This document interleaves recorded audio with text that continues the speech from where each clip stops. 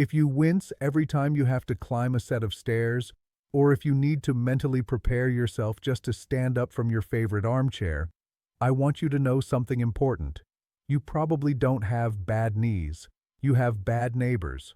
Let me explain. The knee is a simple hinge joint.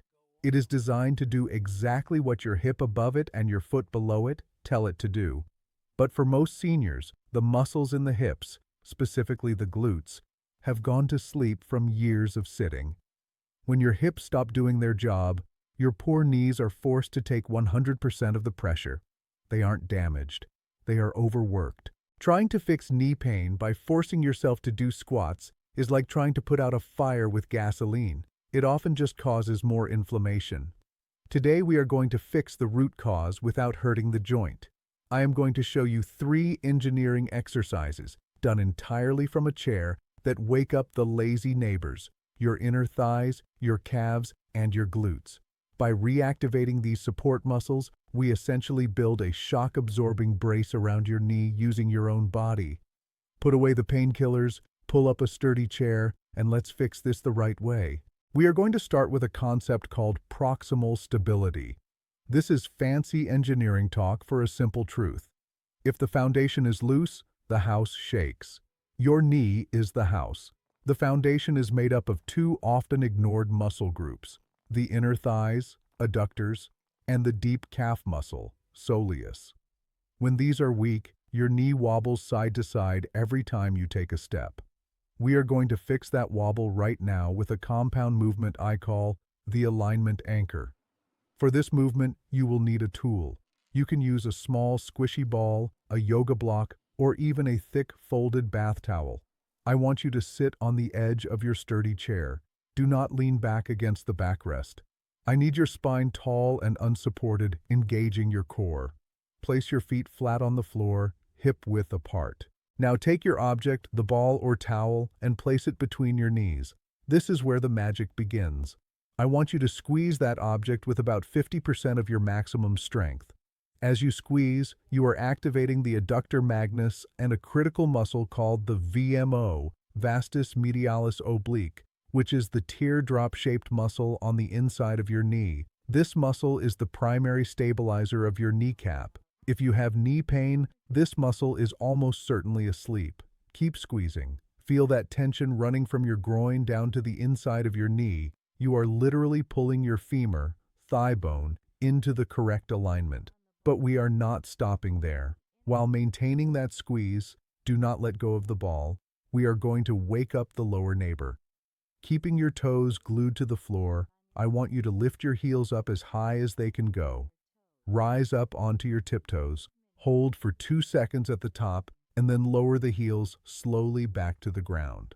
This is the soleus pump.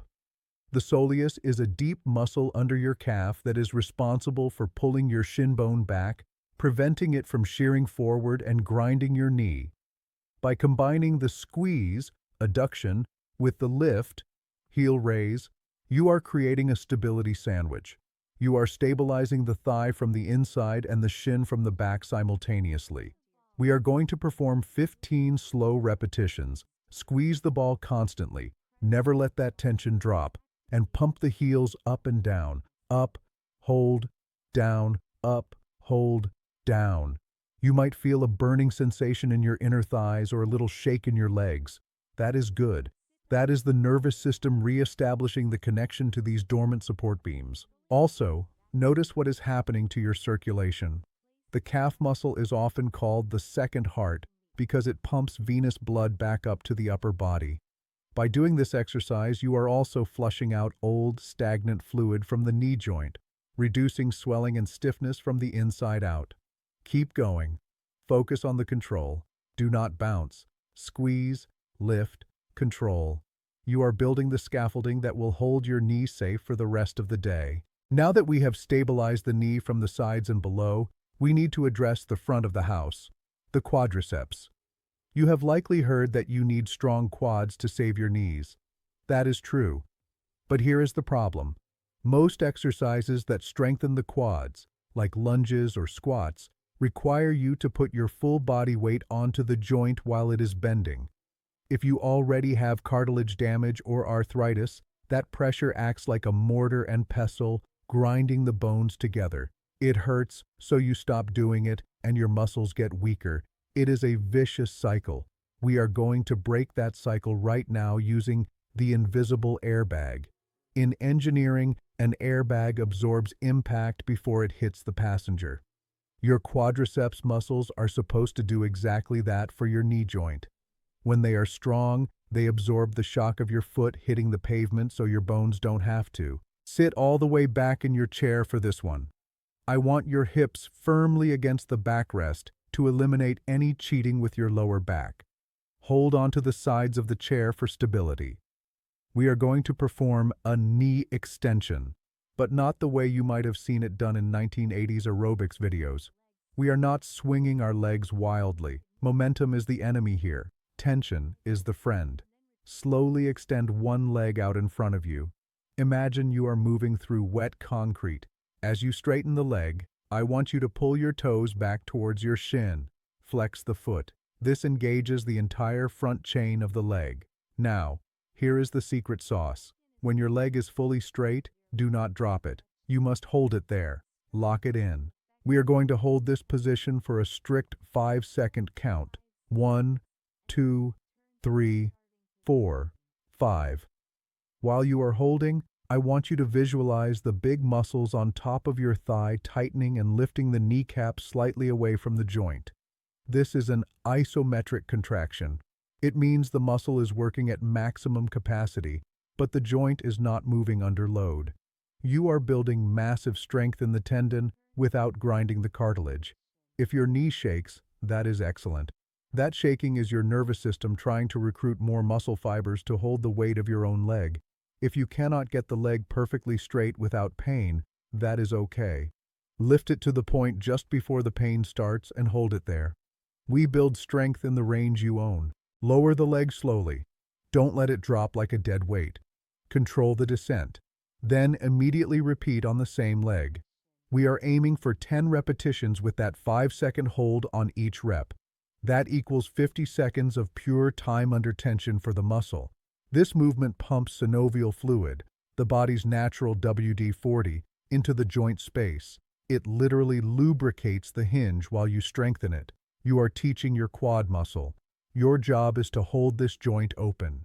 When you stand up later, that muscle will remember this tension and act as a shock absorber, taking the pressure off the bone-on-bone contact that has been causing your pain. Switch legs and let's build that airbag on the other side. We have arrived at the final and most important piece of the puzzle. We have stabilized the foundation with the ball squeeze, and we have built a protective airbag with the leg extensions. Now, we must integrate everything into the most critical movement for your independence, getting out of a chair. In the medical world, we call this the sit-to-stand transfer. I call it the independence indicator. If you cannot do this efficiently, your world shrinks. The problem is that most seniors perform this movement completely wrong. They try to stand up vertically, keeping their torso upright. This forces the knees to do 100% of the lifting. Remember, the knee is a hinge. It is not designed to be a crane. The hips are the crane. We are going to retrain your brain to use the glute hinge, so your knees essentially get a free ride. Start by sitting on the edge of the chair with your feet flat on the floor, hip-width apart. I want you to tuck your feet back slightly, just an inch or two behind your knees. This creates a better leverage point. Now, extend your arms straight out in front of you at shoulder height. We are reaching forward to act as a counterweight. Here is the golden rule that will save your knees: nose over toes. Before you even think about lifting your bottom, I want you to hinge at your hips. Fold your upper body forward like a book closing until your nose is vertically over your toes. You should feel your weight shift from your tailbone into your heels. Once your nose is over your toes, drive your heels into the floor and stand up. Do not pull with your quads. Push the floor away with your feet. Squeeze your glutes at the top to stand tall. You will notice that when you lean forward correctly, the pressure on the kneecap vanishes. You are turning a knee extension into a hip extension. You are using the biggest engine in your body, the glutes, to lift the chassis. But we are not done. The way you sit down is actually more important than the way you stand up. Most people crash into their chair. They get halfway down, gravity takes over, and plop. That impact sends a shockwave through your spine and joints. We are going to treat the descent as the exercise. From the standing position, reach your hips back, way back, as if you are searching for the chair with your bottom. Keep your chest up, arms forward for balance. Lower yourself slowly. Count with me. 3, 2, 1, touchdown. That slow, controlled descent is called eccentric loading. It is scientifically proven to build muscle strength faster than the lifting part. Every time you control your gravity, you are bulletproofing your tendons. We are aiming for 10 perfect repetitions. Up fast and strong, down slow and controlled. Nose over toes on the way up, reach back on the way down. Try your absolute best not to use your hands on the armrests. If you must use them for safety, that is fine. But try to use only one finger or just a light touch. The goal is to make your legs do the work. This is not just an exercise. This is a rehearsal for life. You stand up and sit down dozens of times a day. If you turn every single one of those times into a glute hinge repetition, you are sneaking in hundreds of reps of strengthening every week without ever going to a gym. This is how we keep you walking, traveling, and living on your own terms. Please stand up gently and take a few steps around the room. I want you to pay close attention to how your knees feel right now. Do they feel a little lighter? Does that grinding sensation feel a bit smoother? That is not magic. That is mechanics. By pumping blood into the joint with the extensions and tightening the side support with the squeeze, you have effectively greased the hinge. You have taken the pressure off the bone and put it onto the muscle where it belongs. This feeling of lightness is what is possible for you every single day. You don't have to live with the pain. You just have to wake up the neighbors. I need a favor from you to help our community. I want to know which of these 3 exercises was the hardest for you today. That tells us which of your neighbors was the laziest. Was it the squeeze, inner thighs, or the extension, quads? Let me know in the comments below by typing squeeze or extension.